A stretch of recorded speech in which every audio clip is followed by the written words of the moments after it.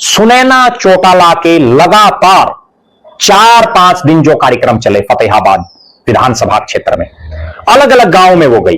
कोई जनसभा का कार्यक्रम नहीं, कोई लंबी चौड़ी तामझाम नहीं, केवल चाय पानी के कार्यक्रम।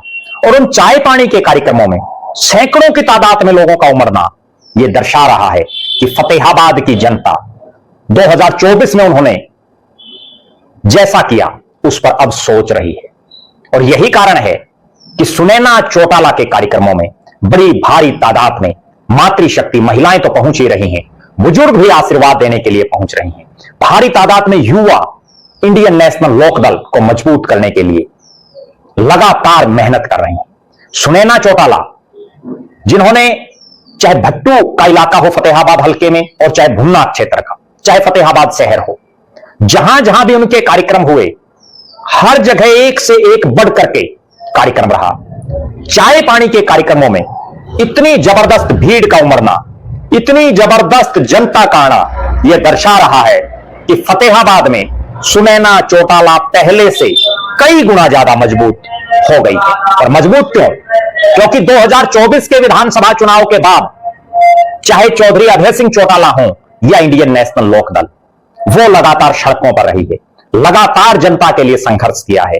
हरियाणा प्रदेश के किसी भी इलाके को हम उठा करके देख लें, हर तरफ इंडियन नेशनल लोकदल और अभय सिंह चौटाला ने आम जनमानस के हक हकूक के लिए आवाज उठाने का काम किया है। और वही काम हरियाणा प्रदेश के अलग अलग हिस्सों में जा जाकर के तो सुनैना चौटाला कर ही रही हैं, लेकिन विशेष तौर पर जिस विधानसभा क्षेत्र से उन्होंने चुनाव लड़ा उस फतेहाबाद के लिए तो वो चाहे कोई छोटी मोटी भी बात क्यों ना हो तो भी सबसे आगे खड़ी मिलती हैं।